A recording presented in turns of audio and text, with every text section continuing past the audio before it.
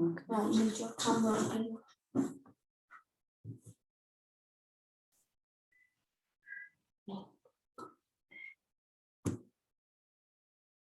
Okay, thank you. So that's on at the moment. Well, that's off. Yeah. Okay, lovely. Thank you. Light on.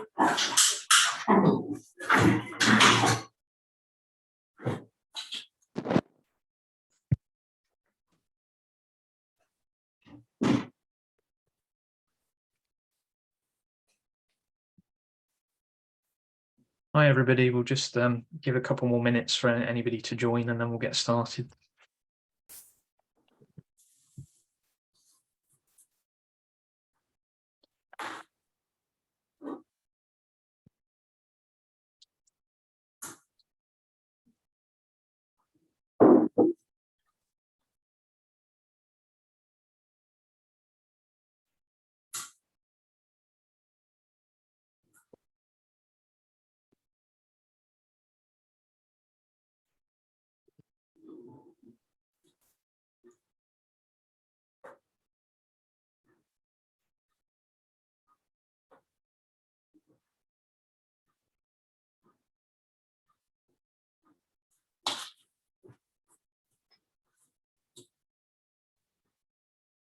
Okay, right, good afternoon everyone. Thank you for joining us today for the September session of Carer Space Knots.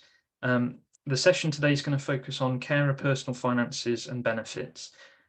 We've got two guest speakers with us today, and that's Paul Stafford from Welfare Rights at Notts County Council and Rachel Carr from Citizens Advice Broxtowe. We've also got a recorded talk from Mike Blackham, who works for the Green Doctors Service in the county. Before we get started, if I could ask everyone to mute their microphones, please, during the talks, and if you could make a note of any questions you have and save them for the discussion section, which will happen in the last half an hour or so of the session. Also, if there are any questions that we don't get a chance to get through this afternoon or we're not sure of the answer to, we'll do our best to find some answers and get them sent out via the mailing list and put on our website. If you think of something after the meeting, you're also welcome to contact us via email and we'll look into getting an answer for you. So to start, I'd like to hand over to Paul Stafford. Paul, are you with us? I am indeed. Yeah. Fantastic. If it's okay. Right. I know you just put that up there. Can I share the screen? Because I've just got a little sort of presentation to do, some slides. Is that all right? Yeah, absolutely. Okay. Let's see if it'll. Let me try and find it. Here we are. Right. Can everybody see that okay? Yes, thank you. Yeah. Okay. And let me let's just right. Okay. Yeah, I've been asked to in particular talk about carers allowance and attendance allowance. So, well, we'll do it the other way around, and I'll start with attendance allowance. Perhaps best to, I think, is that right to save questions until sort of the plenary thing at the end, or as you say, put them on the chat. So, attendance allowance. The first thing to say about it, and this applies also to personal independence payment and disability living allowance for that matter, only one disability benefit can be claimed at any one time. We often get referrals and it'll say, oh, Mr. So-and-so's getting PIP, he now needs to apply for attendance allowance. You can't, you get one or the other, dependent upon the age the person was when they first applied. So attendance allowance is a benefit paid to people over pensionable age who have personal care needs. It's not means tested, so a person can be a multimillionaire and apply for attendance allowance. And what they mean by personal care needs is wide ranging. So at one extreme, you may have somebody that has to be physically helped in and out of bed, getting dressed, having a bath or a shower, for example. But at the other extreme, you could have someone that can do all of those things for themselves, but perhaps someone has to ensure they're taking their medication, that they don't wander off, that they're eating and drinking and generally looking after themselves. What they cannot take account of is help that's needed with cleaning, shopping, or gardening. So it's about personal care. And the other thing to be aware of, you don't necessarily have to have someone there providing the care people have said, oh, well, I don't have a carer coming in. You don't need to. A person can live on their own, never see a soul, and still get attendance allowance. The person must have had the care needs for 6 months before they will allow a claim. And I know we sometimes get referrals from hospital social work teams where someone has perhaps been absolutely fine, they've had a stroke, a heart attack, or something like that, and they require obviously a lot of care in those early days after they leave hospital, but they have to have had the needs for 6 months before they will allow a claim to be agreed. The best thing to do is actually to phone up, and there's the number to actually order a claim form. The reason that it's best to do it this way is that they will, because basically the form takes about a week to arrive. They date stamp it, give the person about 6 weeks to fill it in and send it back, and then it takes approximately 8 weeks to make a decision. But if the person phones to order the form, it will be backdated to the day that they ordered that form. And obviously, the person needs to complete it in as much detail as possible. So attendance allowance is currently paid at these 2 rates. The low rate, which perhaps most people get, of 61.85, and the high rate of 92.40. Now, to qualify for the high rate of attendance allowance, the person must satisfy what is called the nighttime condition, which means that they require somebody watching over them for prolonged periods most nights of the week. A prolonged period is taken to be about 20 minutes. So 2 or 3 times a night, the person's having to get up with that person, perhaps to put the lights on, make sure they go to the loo, get them back into bed, that sort of thing, most nights of the week. But if a person goes to bed and pretty much sleeps through until the next morning, regardless of what level of care they need during the day, they will never get the high rate. Now, linking in with attendance allowance, but also DLA and PIP, and I think it's important to mention this, and it's something called the 28-day linking rule. This is what happens to these benefits, disability benefits, when someone enters hospital, respite care, or residential care. And this, over the years, I've seen where this catches out a lot of people, and they can finish up with a horrible overpayment demand coming through the post. As a general rule of thumb, when someone goes into hospital, all of their attendance allowance, all of any DLA or personal independence payment will stop after 28 days worth of care. In respite care or residential care, unless the person is a self-funder, if they're a self-funder, they can continue to receive it. But if the local authority or the NHS are funding the care in some form, then the attendance allowance, the DLA care, and the PIP daily living will stop after 28 days. They'd still get the mobility, but it's the care side, if you like, that will stop. But the key to this is it's not just 28 consecutive days of care. They can join together separate periods of care until 28 is accrued, and then the benefit will be suspended. And what they mean by a period of care is 24 hours, midnight to midnight. So if someone goes into care or hospital one day, let's say at 7:30, I don't know, 7:30 this morning, and they go home at 11:30 tomorrow night, in conversation, we'd say, oh, they've been in hospital or care for 2 days. For benefit purposes, they've never been in. Because the day you go in, the day you go home, count as traveling days. So it's a period of 24 hours, midnight to midnight. But they can, so if a person went in for, say, 2 days this weekend, and then in a couple of weeks' time they go in again, they would add those days together until 28 days of accrued. Now, to prevent this happening, before the person gets to 28 days worth of care, they must ensure there is a gap of at least 29 days without any care, and then the whole calculation starts again. And remember, it is the responsibility of the claimant or their appointee, if they have one, to notify the DWP. It's not the care worker, it's not the health member of staff, it's not the social worker, it's the responsibility of the claimant or their appointee, because when they claim a benefit, it says you must let us know of any change of circumstances. And remember, if the person goes in and let's say their attendance allowance has stopped, they must let them know if they then return home. I spoke to a gentleman a couple of years ago. He said, I used to get attendance allowance. I went into hospital and it stopped. I said, well, did you let them know you were home? He said, I didn't know I had to. Well, how on earth is the DWP supposed to know where someone is? So please, people need to let them know so that it can be restarted again. You don't have to reclaim it. They'll just start it again. Now, moving on to have a look at carer's allowance. Now, remember, and I'm sure you know this, carer's allowance is paid to the person that provides the care. I'll often talk to people and they'll say, oh, I get that carer's allowance. Oh, do you look after someone?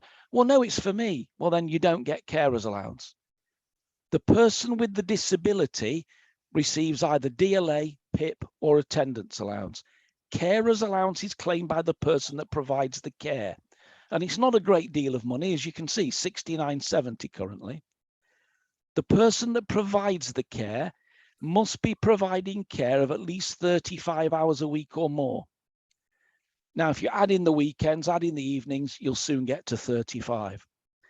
And the person they care for must be in receipt of attendance allowance, DLA care at least the middle rate, or personal independence payment daily living component. The person providing the care must not be in full-time education. If they are working, they must be earning less than £132 per week. And remember, a carer's allowance cannot be paid at the same time as a national insurance benefit, for example, state pension.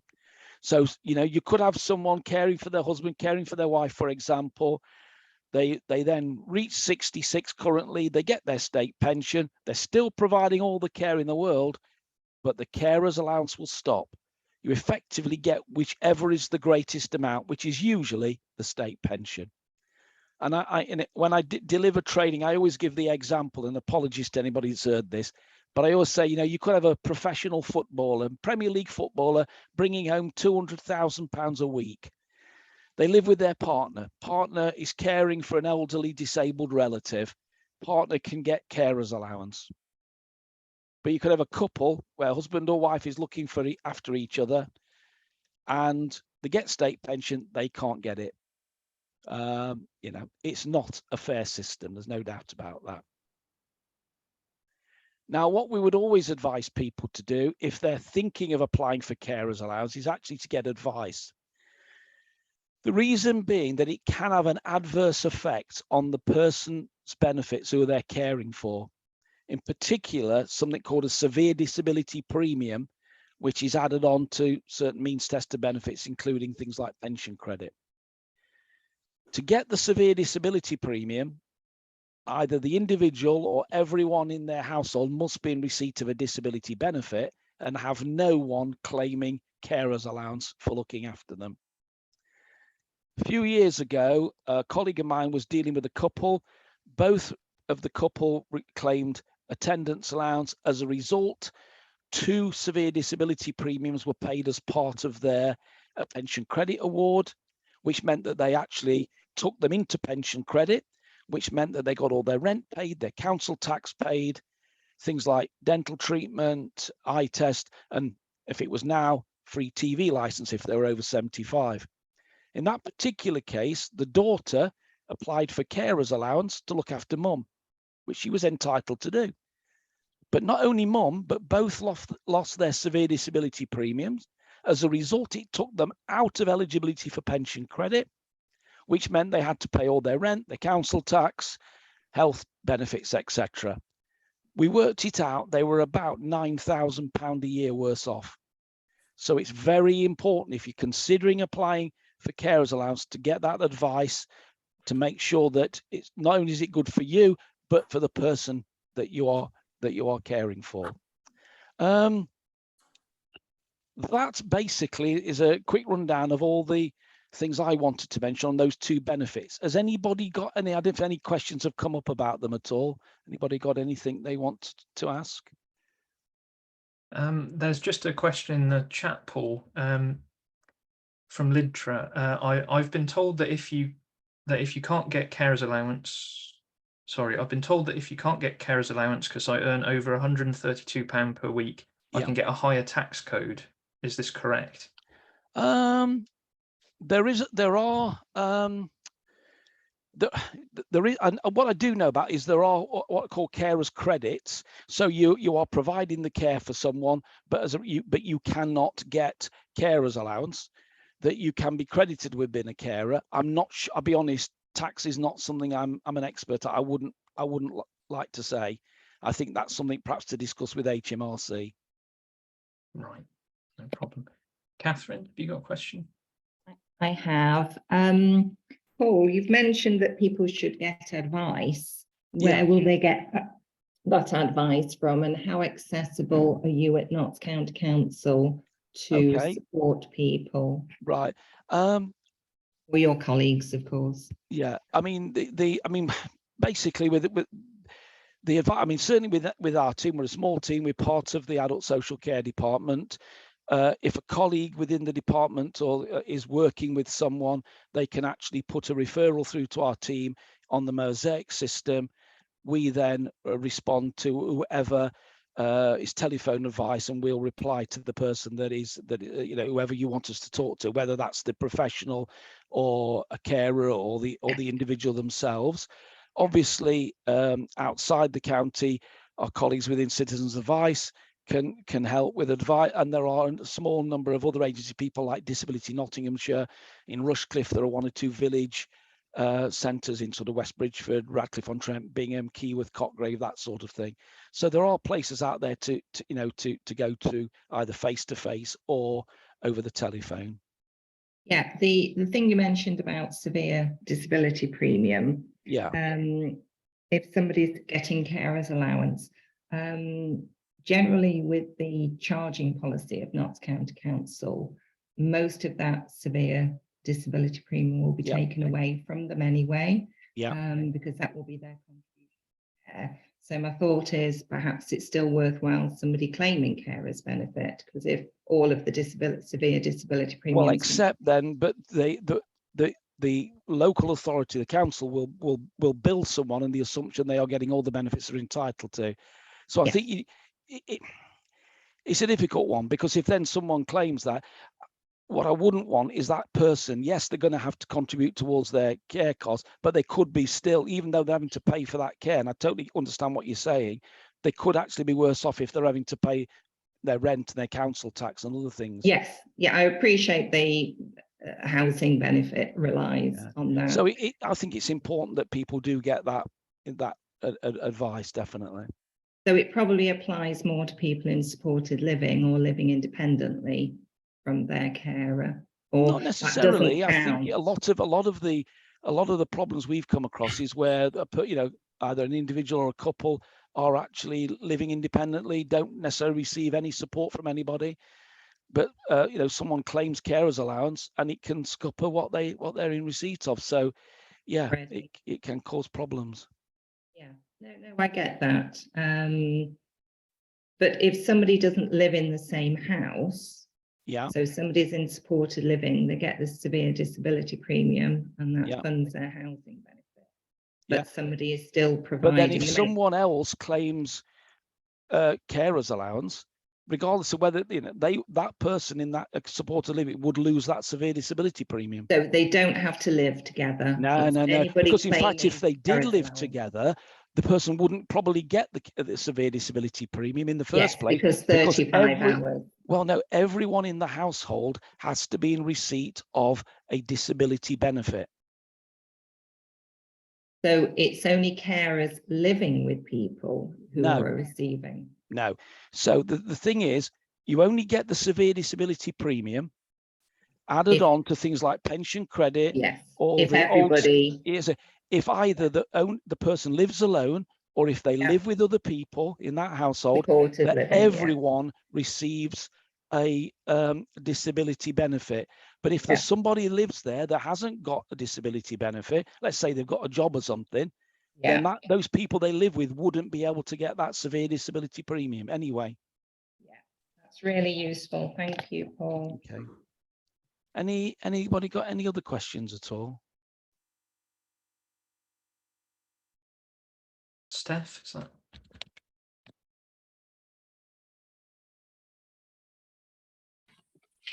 Hi, it's Tracy Liddell Roberts. I'm a full-time carer for my mum with dementia. This might seem a really dumb question, but if I ask it that way, you'll probably Well, there are answer no it. dumb questions. It's just a question you don't know the answer to, so don't worry about that. From listening to everything that you've said, with me earning over the threshold, I don't think there's anything that I can get for the support that I give to my mum. Is that correct? Yeah, if you earn more than £132 a week, then that cancels you out from be able to apply for carers allowance. So yeah, in that case, then your mum wouldn't be affected in that, and there'd be no other benefits available to yourself, apart possibly from if you don't live with your and it's not the husband or wife you're caring for, and you don't live with the person, but you're caring, you could apply for a carer discount because you are providing care. For example, earlier this year, spoke to a couple in Nottinghamshire. Both had got good jobs. Father had got dementia, had gone to live with them because his wife had passed away, so they were caring for him. He received, he was getting attendance allowance, and because he had what was called a severe mental impairment, it meant that he was exempted from the council tax. So there was the daughter and the son-in-law, although both were working, both were caring for him in the evenings and the weekend. They were both able to apply to their local authority for a carer discount, which meant that they finished up with a 50% reduction in their council tax bill.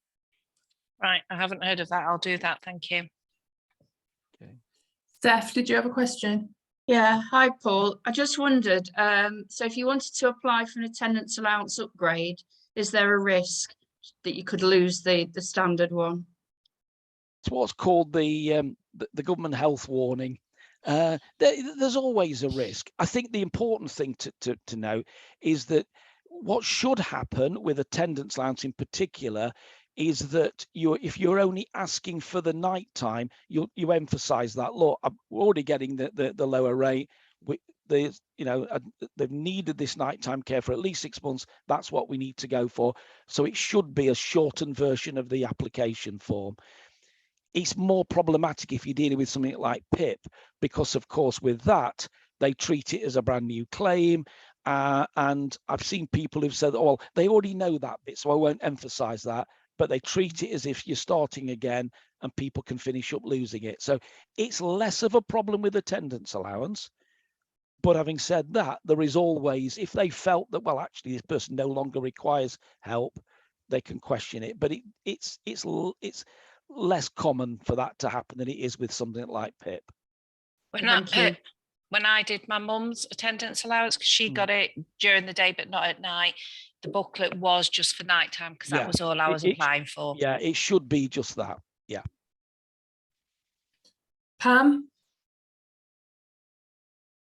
Hi.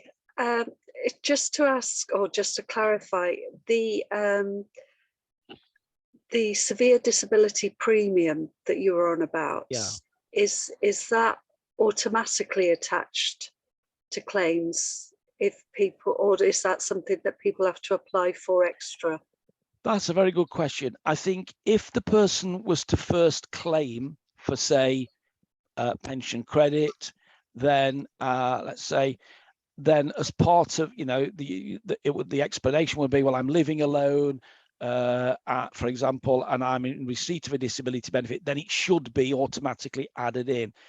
If it's the fact that someone is getting, say, pension credit, and then they get attendance allowance, then obviously, although they're supposed to talk to each other, I would definitely recommend contacting the pension service to make sure that they add that on.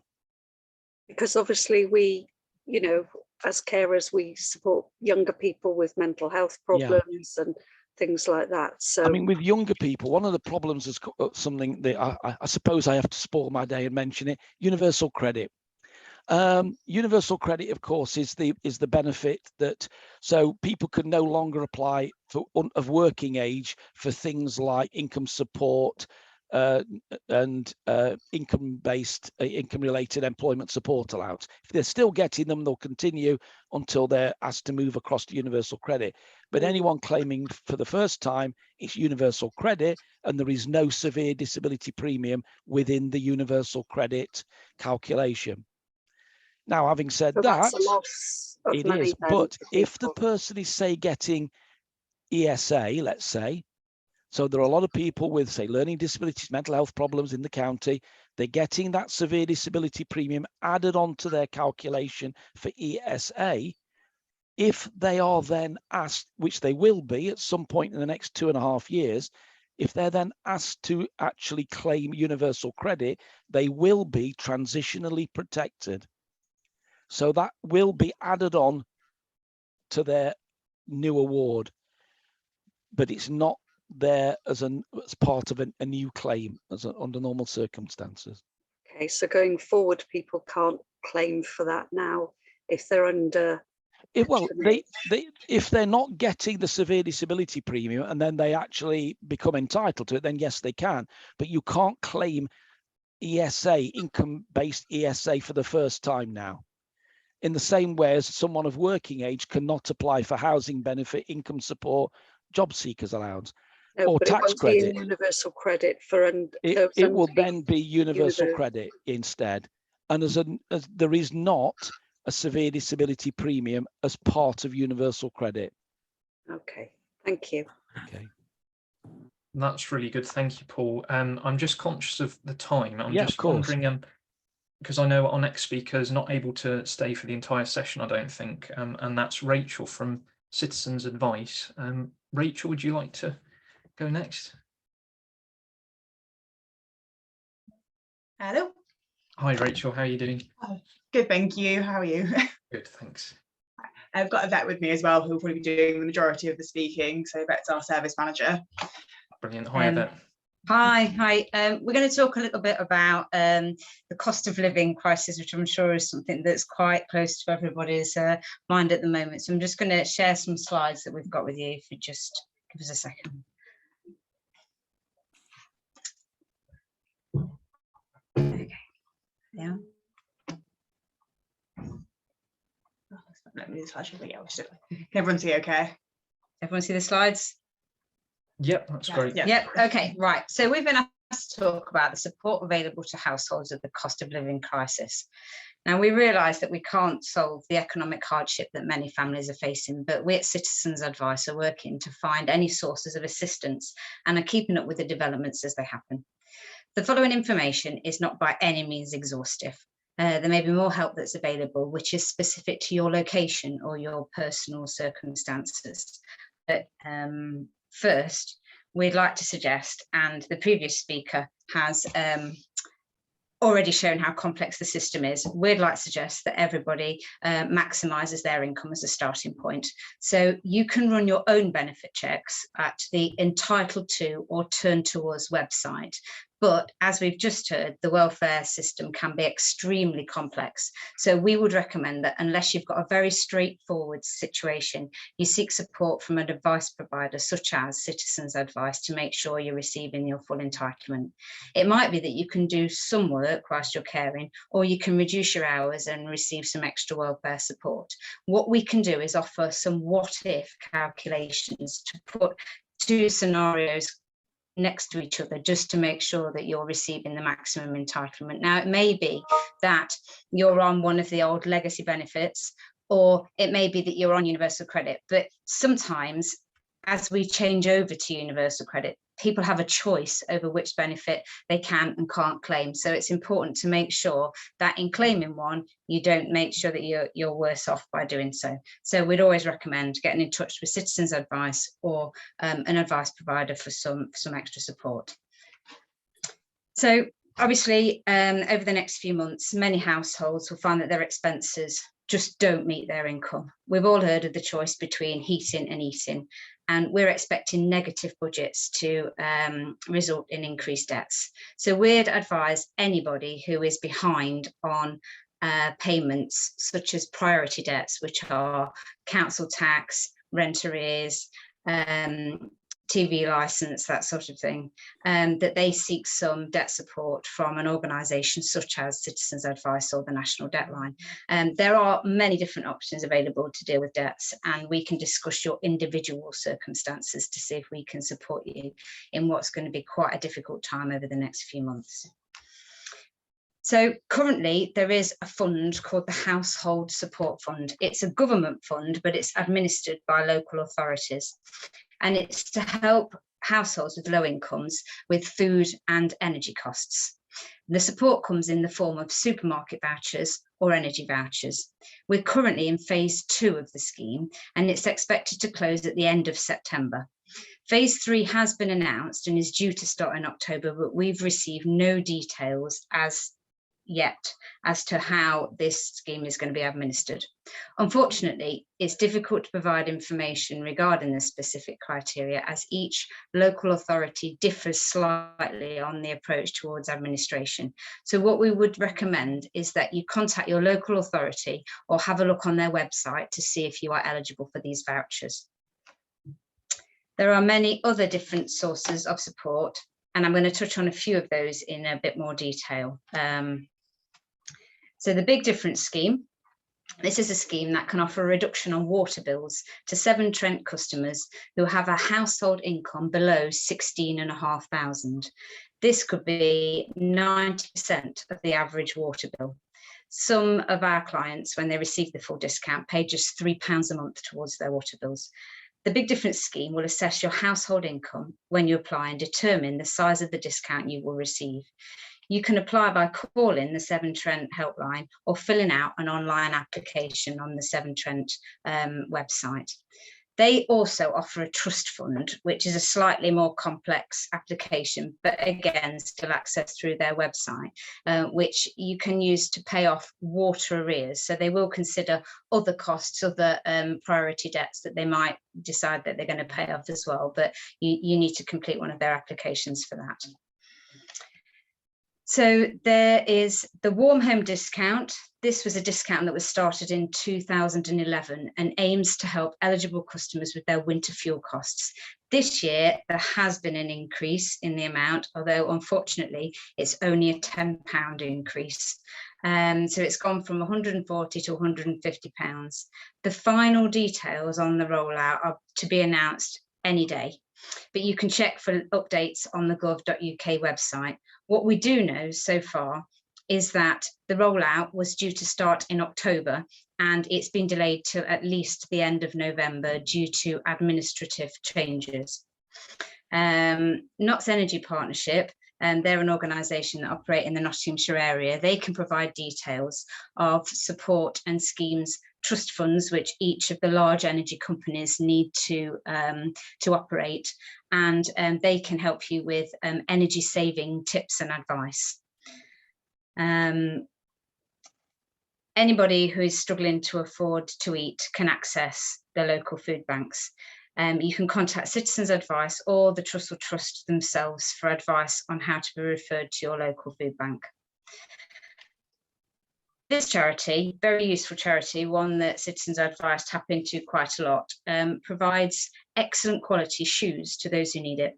We just provided quite a lot of shoes to school children starting back in September. A lot of the shoes are new, some of them are just very good quality second-hand shoes, but that's just been a really valuable source of support for a lot of our clients recently. They have a website which gives details on how to apply to get those shoes.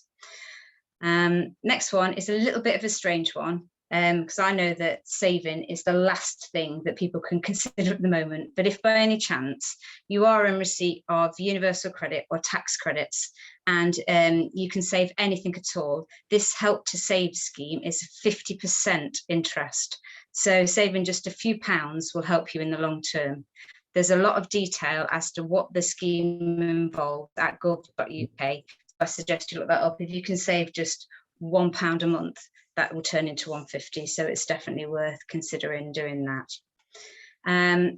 As the gentleman before touched on, there are council tax discount schemes. These aren't specifically linked to household income, but more to household circumstances. So there is the severely mentally disabled discount. Again, local authorities administer each council tax scheme slightly differently. So it's probably best to either contact your local authority or go on their website and look for the discounts that are available in your area. This is definitely not all the support that's out there at the moment, but I could talk for hours about this. So I've tried to keep it down to the major things. So the government have announced a support package for those on low incomes and certain disability benefits, and these are called extra support payments. The list of those eligible for these payments is on our Citizens Advice public site and on gov.uk. But if you'd like any further information about what we've discussed, or you'd like us to run some what if benefit calculations, please feel free to contact us. I've put the details there on how to access our service. Each Citizens Advice operates in their individual local authority area. We're all under the umbrella of a national charity, but we're all individual charities. So it may be that you need to contact your individual office, and you can find details for that at the website. If not, you can call the National Advice line, and they will either put you in touch with your local office, or they might be able to answer your query over the phone. There is a web chat service, although that's quite in its infancy. So the kind of support that you need, if it's complex, you might be better just calling the advice line or accessing our service through the Citizens Advice public site. Thank you. Brilliant, thank you, Yvette. Do you have time, if anybody's got any questions, would you be able to stick around just for a little minute? Yeah. Yeah, brilliant. Lidtra? It's Tracy. All I was going to say is, when you was talking about the extra payments from the council, I received a letter on behalf of my mum, and you could go online and do it. So I filled it in online. I think it was for an extra £135. I've since had a telephone conversation, and they are just going to transfer the money, because that's how I requested it. So it was very simple and easy. I wasn't aware that it was out there to get, so I was really pleased that the council did write to us. It's been really useful, that scheme. And again, there is a phase 3, so it may be that your mum's eligible for something in the next round as well. It won't just be a one-time offer. So yeah. Fantastic. Jane? Yeah, I just wanted to give a little bit of feedback on the big discount scheme from Severn Trent, because I actually applied for that, told I qualified, but I didn't use enough water to get any of the discount. So I just maybe I should turn the tap on a little bit more and use it, but I just wanted to sort of give that little bit of feedback that if you are a low user, you might qualify, but you don't necessarily get anything from it. So, you know. That's ridiculous. Doesn't surprise me, but it is ridiculous. Yeah. Catherine?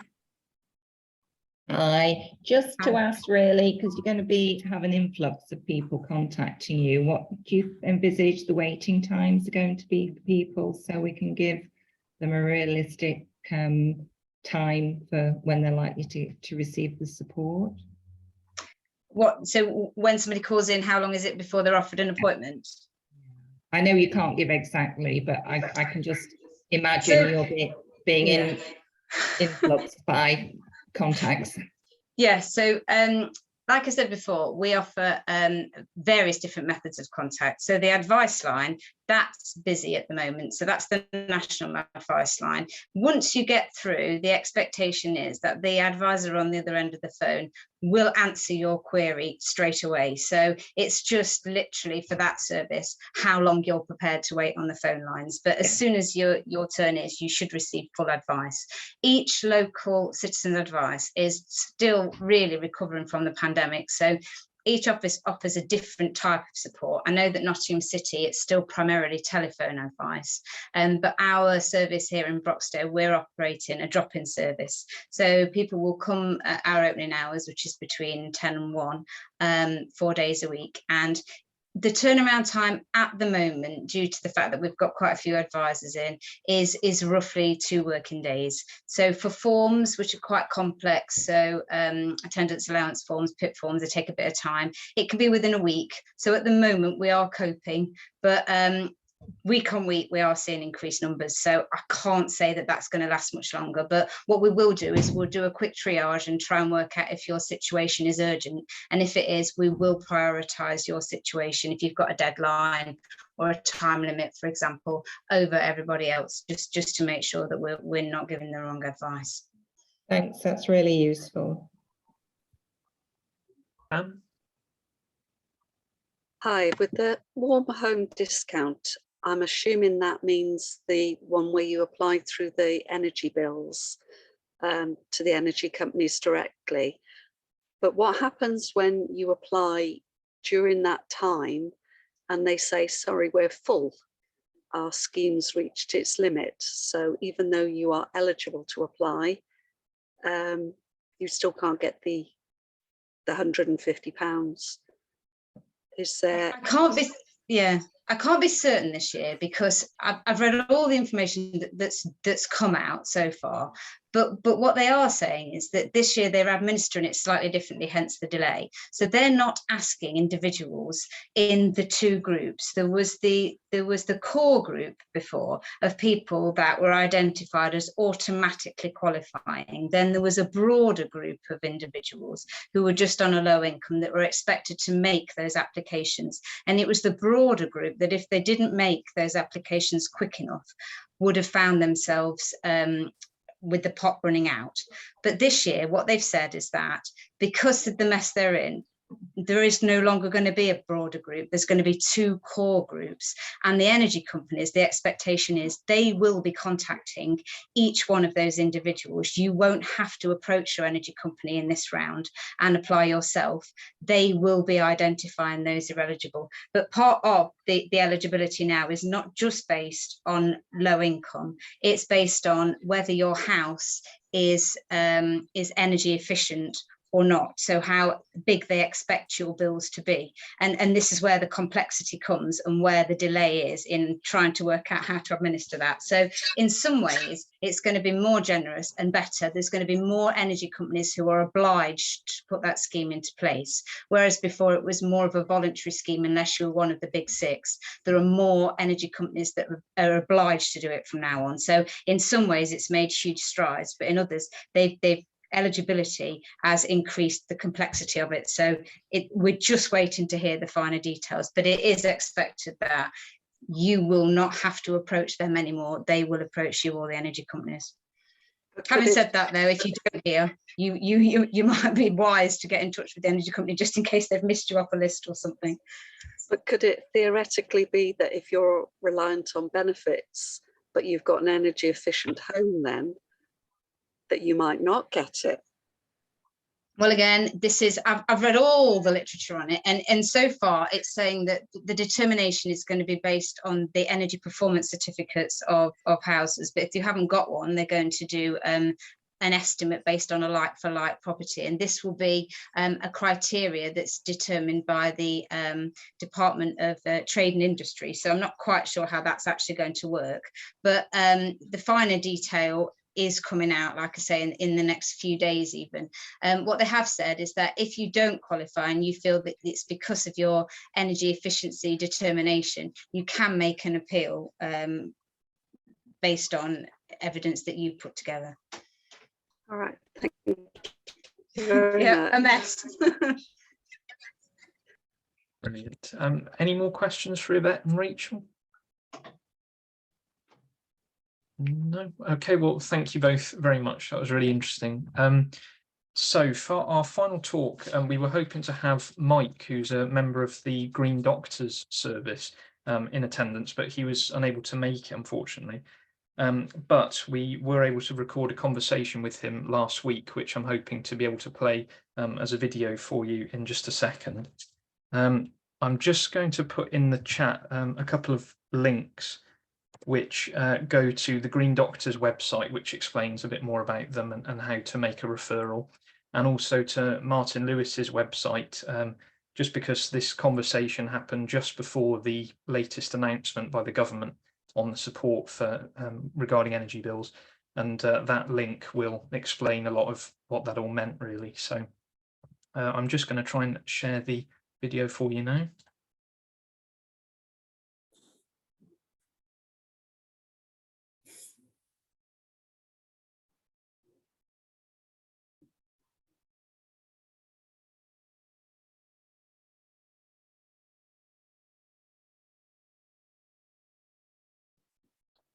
Okay, I'm just going to start it in a second, and if anybody can't hear it or it's playing up, just let me know.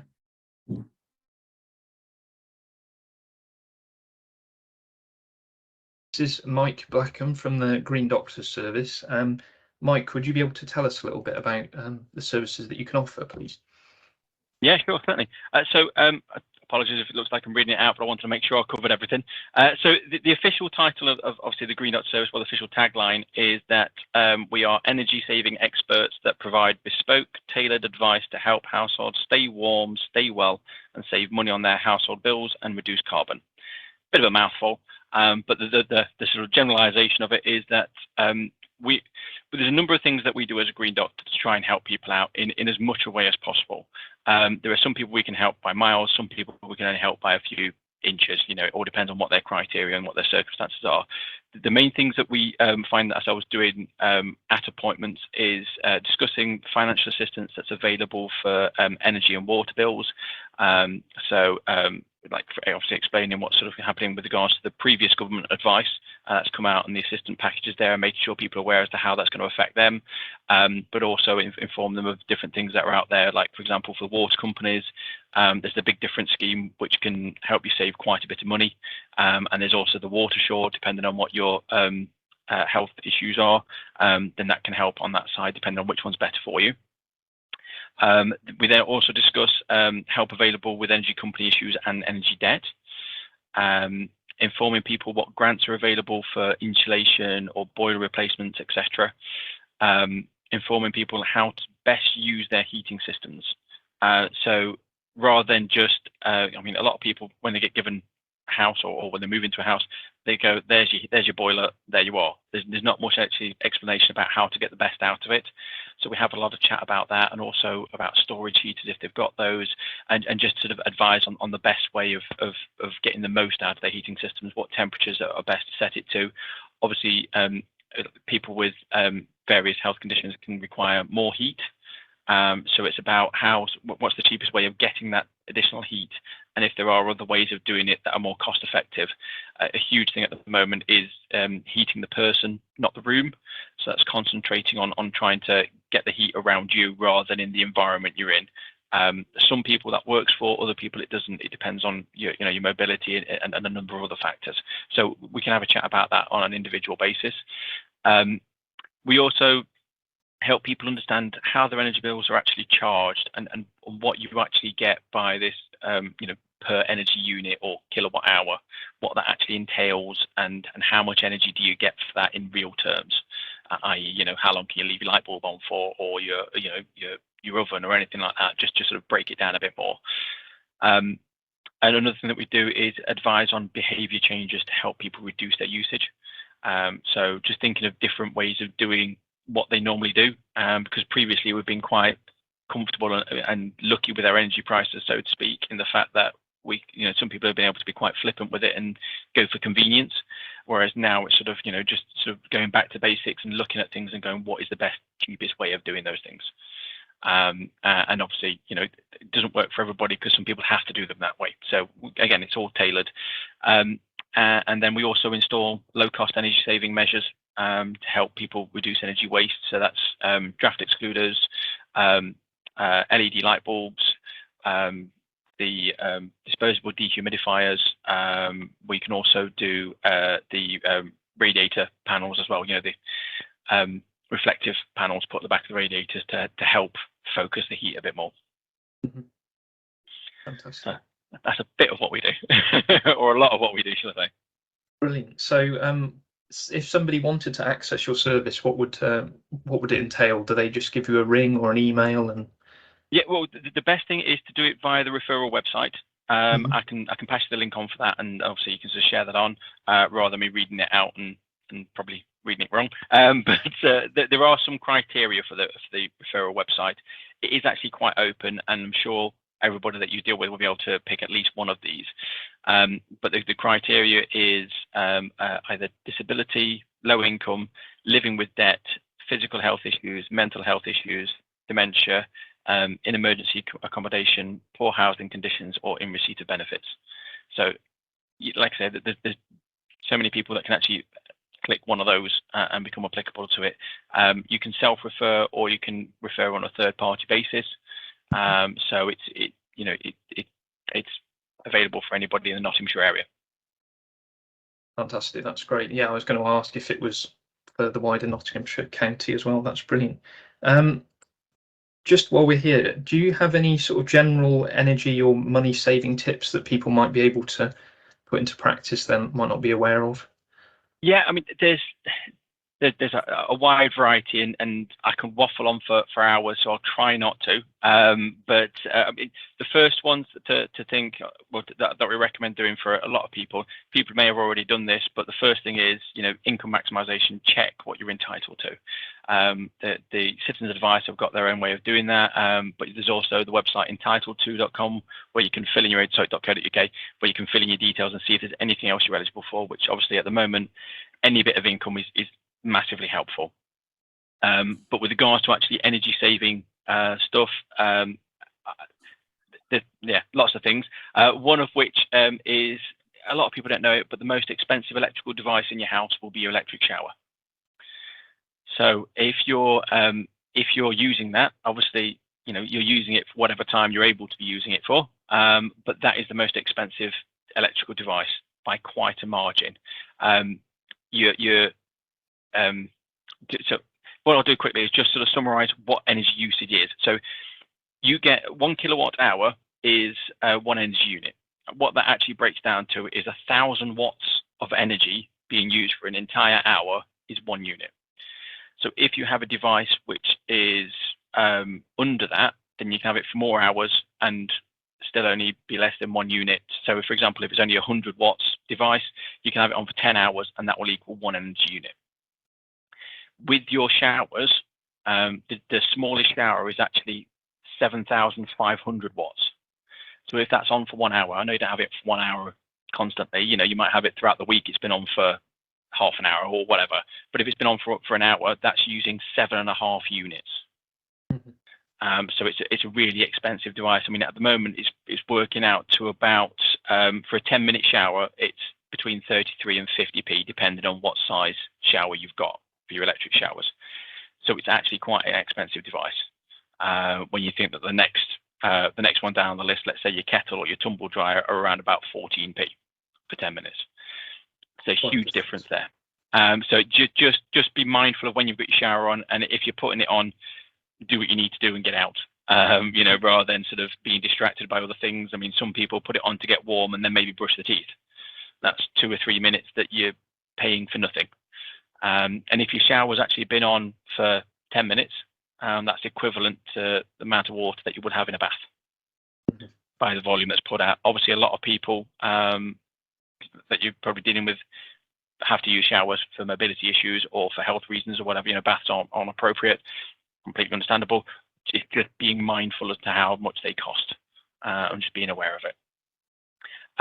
With your boiler, a relatively kind of quick fix almost is checking what temperature setting you've got your boiler set to at the boiler itself. So not what temperature it's put, you've got your room thermostat or anything like that, but the physical boiler temperature, and setting that to a sort of 50 to 55 degrees. If, for example, if it's higher than that, you may find that when you're having a bath or you're washing the pots or something, you're putting a lot more cold water in to make it comfortable for you. You're paying to heat that water, and then you're adding extra water to it to cool it down. So you're paying a premium there. Turn the temperature down it'll make a difference on your savings, and also save the boiler having to heat that temperature whilst it's sending it through to the radiators, etc. Room stat temperature, obviously that's an individual thing with regards to people's conditions. So yeah, I won't talk about that one because that's kind of a personal one. The hidden chargers, also known as vampire devices, are ones that, like your phone charger, your toothbrush charger, your portable Hoover charger, anything like that, anything that hasn't got a switch between the plug and the device is going to be using energy, whether you've got the device connected to it or not. It's not going to be a huge amount, but it is still using some. And if you're not using it, switch it off. Yeah. I mean, I've just done things with regards to my own house. I've had the portable home phones, and I've actually switched them off and disconnected them, just got a standard one, because I'm not using them regularly. I'm normally on the mobile phone, if anything. So actually, rather than paying to have those devices running when I don't need to, yeah, it may only save me a few pence a day, but that's going to add up. And there's lots of little things like that that sort of looking at and just working on and trying to reduce those. Are there any big ones for your cooking alternatives? Mm-hmm. Again, going back to how much energy the devices use. So your typical oven is probably 1,000 watts to 2,000 watts. Your microwave, for example, is up to 1,000 watts, maybe a little bit over, but you don't have your microwave on for as long as you do your oven. So if you're using your device, your microwave is the cheaper way of heating things up.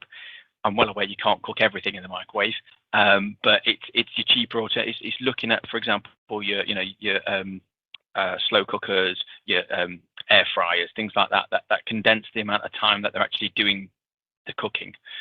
It saves you money in the long run. Obviously, you have to buy the device in the first place, so there is a trade-off there. But for actually, if you've already got them, they're the cheaper devices to use for your cooking.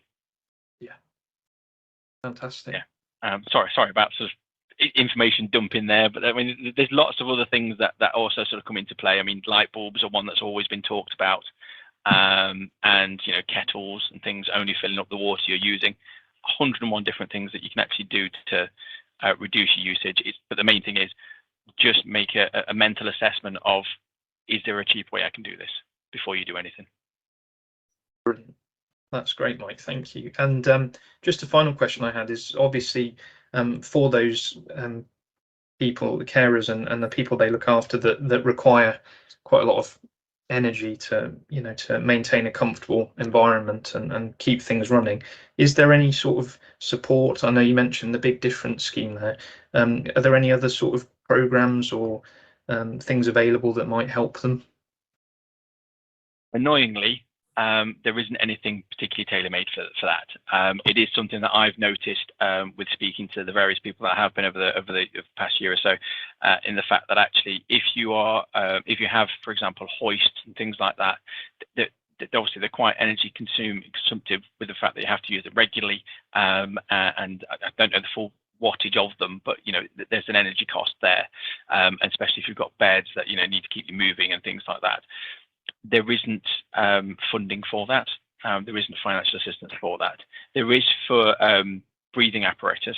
So if you've got, you can get money back from, I believe, the NHS on your oxygen pumps and things like that. But that's really the only thing that's sort of dedicated to that sort of stuff. The other things that are out there, again, isn't much. Is the Big Difference scheme, which is discount on your water bills. You have to be earning less than 16,500 in order, or the income has to be less than 16,500 per household, not per individual. But if you can apply to that, and they can reduce your water bills by up to 90%, so it is a considerable amount. But yeah, unfortunately, there isn't any direct financial assistance. There are things such as the Household Support Fund, which are last year, the Household Support Fund was able to provide assistance with energy vouchers and food vouchers. This year, the full criteria hasn't been released just yet, I don't think. It is expected anytime soon, but they're not said who they're aiming it for or exactly what they're covering. but it's well worth keeping an eye out on. That information should be on the council's website because it's run by the individual councils. Brilliant. That's great. Well, thank you very much, Mike, for all that information. I'm sure that'll be really helpful. And yeah, we'll make sure to share your details so that anybody who's interested can get in touch with you. Fantastic. I'll send you this link through so you've got it all there. Brilliant. Thank you very much.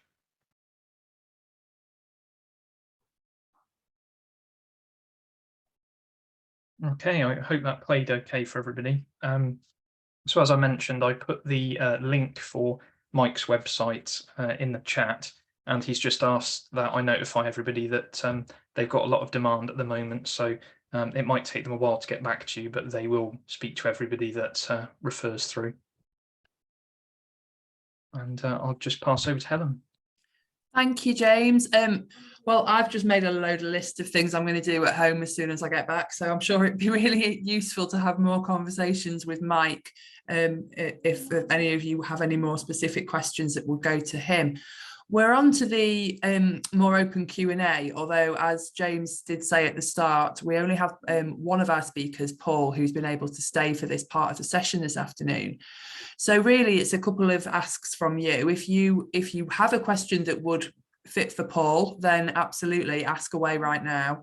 If you've got another question that either would go for one of our other speakers or something we've not covered that you really think you'd like to cover, then again, please raise it now, and James and I will endeavour to get the right person to answer that, and we will make sure that it's all posted online once we have those answers for you and shared out via our networks. Can I just mention a little bit, because I think of course a couple of people have the last speaker and the last two mentioned about the household support fund, so I thought it might be just worth briefing people on where we are with that. As has been said, we are currently in phase 2 of the fund, which finishes at the end of September. The current phase 2 is divided into 3. So 1/3 was for families with children. What happened there is those children eligible for free school meals receive vouchers to cover the long summer holiday. The second group are for people over pensionable age who were in receipt of pension credit. They've all been written to and invited to apply, and I think the deadline for that was last week. The third group is the one that is left, which are for people under pensionable age who do not have any children. And so if they're struggling financially, then applications can be made, but they need to be made via a professional, either within the county council or via the district or Citizens Advice or another partner agency. And as has been said, we don't know yet how much the county council is going to receive from the Treasury for phase 3, which will run from the 1st of October through to the end of March next year. We probably would have known by now, but obviously the passing of Her Majesty has delayed everything in Parliament.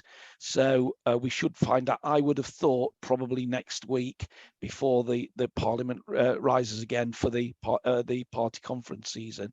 And we don't yet know the details of who will be eligible, because certainly phase 2 is very different to what happened in phase 1. And on past form, I think it's likely that phase 3 will be different again. So it's going to be very much a case, as has already been said, people need to keep looking at the websites and trying to see what's happening with that. Thank you, Paul. Catherine.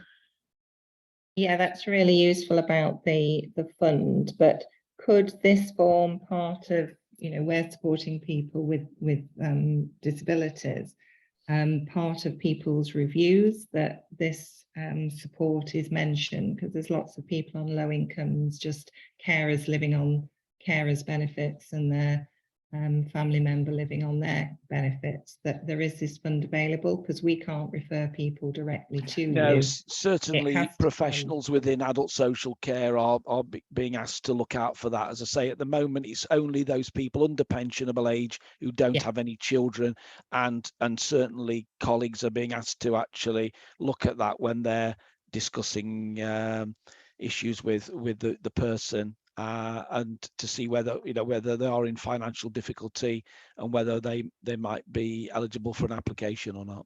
Yeah, and I know quite a few families in that situation, so I could alert those to your colleagues in social care. I mean, I think that from what I understand, because obviously there's only 2 weeks left now of this fund, my understanding is that it should be the professional or the trusted partner, if you like, is the one that instigates the application. A person can't, you know, sort of phone up and say, I want to apply for this. So people do need to be aware of that. It just worries me that the people who need it aren't being asked. No, absolutely. And I mean, I was talking to somebody yesterday from Bassett Law District Council who was actually saying about they'd had some correspondence about the phase 3, and one of the groups there is that they're saying the need to target those people who haven't received any of the government's cost of living payments, and also perhaps to have some form of application form, you know, online application form for people, because it doesn't look as though phase 3 will actually have ring-fenced amounts for particular client groups. But as I say, at the moment, we don't know what's going to happen in a couple of weeks' time. But it closes in 2 weeks. The phase 2 does, and it cannot the phase 2. Yeah, but not phase 3. Oh, no. Phase 3 will start on the 1st of October. Right. No, phase, because the reason, the thing is that by the end of September, any money that has not been spent effectively gets sent back to the Treasury. So it's although it's the Household Support Fund, there are different. It's effectively a different fund each time. And when you say children, you mean children, because people have children and they're adults. Oh yeah, no, I think it's effectively children under 18. I think, yeah. That's great. But obviously, if we highlighted a family who are on low income, that's something we could alert the social if they've care got staff if to. they've got a worker that's dealing with them, then that worker needs to be made aware so that they can look. So although we're not referring them to NCC as such, that's under the scheme, we can alert. That's great. Yeah, if they've got a worker. But as I say, effectively, we've got 2 weeks left. Well, I mean, yeah, exactly 2 weeks, because Monday we're all off. So counting tomorrow, there's not a lot of time to actually get applications in for this. No, I'm thinking of phase 3. So that's great. Thank you. Thank you, Paul. Thank you, Catherine. Tracy. So my mum received the phase 2, which I said earlier, and we've applied for it. What would there be the reason why we didn't hear about phase 1? Because I didn't know to apply for this. This has just come through the post for me. Right.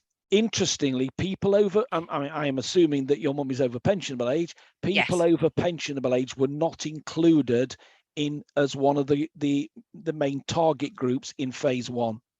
Right. It was primarily people with children. So, and this is part of the problem. You know, the public see the Household Support Fund, assuming it's the same everywhere. The reality is each upper tier local authority, so in our case, Nottinghamshire County Council, have received, I mean, we received 5.6 million. And it's then up to each to decide how to fit in with what the government's criteria was. So phase 1 was very different. So phase 2 included people over pensionable age, which didn't exist before. And who knows how phase 3 is going to work. So it's all very different. I've spoken to a lot of people who got energy vouchers, for example, before the end of March this year, and have come back and said, oh, I got them, can I get another one? Well, no, because they don't fit into that criteria for the fund that's been set by the DWP and HM Treasury. Okay, thank you, Paul. Tracy had a question that you popped in the chat earlier on as well for Paul. So Paul, when you talked about carer discount on council tax, does the carer need to live with the person they're caring for? Yes, they have to be resident with the person. Now, it does not apply to people who are sort of like married or partners. So you can't get it, but if you could, if for example, I don't know, an elderly mum or dad came to live with you, or your brother or whatever, then you can, but not for your partner. But yes, you do have to be resident with the person that you're applying for. Thank you. Pam. Hi, just going back to the household support fund, is there a limit on the amount of applications you can do per fund? No, not Generally per speaking, fund. I mean, Could you as far apply as for I each know, fund? it's one application per bit of the fund, if you like. Yeah. So could you apply for each fund, each phase? I meant really. Well, technically, I suppose you could, but what we don't know is what phase 3 is going to, what's it going to comprise? We don't know yet. We don't know how much the county is going to receive. We don't know what the criteria are going to be, and that's part of the problem. We for what happens after the 1st of October, we can't really tell anybody yet. No. Okay, that's great. Thank you. Thank you, Pam. Thank you, Paul. Catherine. Hi, sorry, just unmuting. Yeah, just to mention on council tax support, I've supported some carers to get a reduction in their banding because their family member who lives with them is using part of the house other than their bedroom because of their disability. It's often a sensory room, which isn't necessarily full of lava lamps, but it's where they do their gaming or keep their figures and that sort of thing, where they need a separate space. So we've got single parents who give over the dining room to their child, and they can't use it as the dining room, and the local authority will consider a reduction in banding, which can make, a nice, I think one of them was saving £30 a month by doing that. So it can make a difference, and you just apply to the local the district council for that. That's really useful, Catherine. Thank you. So it's like a change of use in the room. Yeah, for one of the rooms, or it could be that you've had to have a downstairs shower room put in. Lots of different things, but it can make a difference to the household income because you've got great. more disposable income. Thank you. Anybody else got any questions they'd like to put forward at the moment? Fabulous. Okay, Paul, thank you for all your knowledge and for responding to all of that this afternoon. We will obviously be sharing the recording of this afternoon's session on our website and through social media, so you'll be able to see and watch back and listen to any of that information again. We'll also be compiling a list of websites and useful information and links, James, won't we, that we can share through those things as well. And James has some news regarding the website. So James, I'll pass back to you so you can share and unveil something exciting. Thanks. Yeah, we've recently, I'm just putting the link in the chat again. Up until now, we've had a web page which is part of our parent web page on Nottinghamshire Carers Association. And just in the past few days, we've managed to organise an independent website, which hopefully is going to be clearer, more user-friendly and more interactive, really. I can just share my screen and give a quick tour of it. There we go. So this is what it looks like, and it's very much still a work in progress, but we have a homepage here where we'll have information updated every month about the next session with the Zoom link there, a bit of a blurb about Carers Knots, and this here allows people to sign up to the emailing list just by putting their email address in there and clicking join. An About Us page, which has some information about our principles and the purpose of the group, and the list of our partners here. We've also got the meeting section where this is the one for today's meeting. This is where all the resources and recordings and things will be placed, and you'll be able to go back through each month's meeting and see what was done. The opportunities page, where whenever an organisation or an individual has an opportunity for carers to get involved in research or other projects, we'll be placing that here, so you'll be able to get in touch. And there's also a form here for professionals who are looking for carers to be involved in projects. They can download that and submit it, and we can get it uploaded. And there'll also be a place where we can host questionnaires and a contact us page, again with a form where you can do it directly on the website without having to go through your normal email app or program. So yeah, that's how it looks so far. And as with everything with Carer Space, we'd be really keen to get carers and professionals' opinions on things, and we've got direct control over that website, so can make it reflect what you'd like to see, really.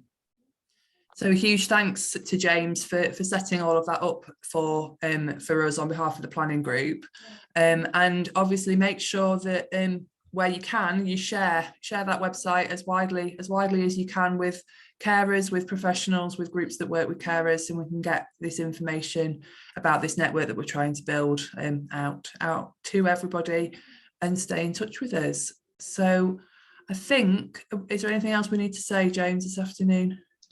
I think that's it. Just thank you everybody for coming along. And thank you, James, for putting things together again this afternoon. I hope everyone's found that interesting. As always, any further questions, any ideas, any things you want to feed into, we're here to listen to you as carers and professionals and to get those conversations going.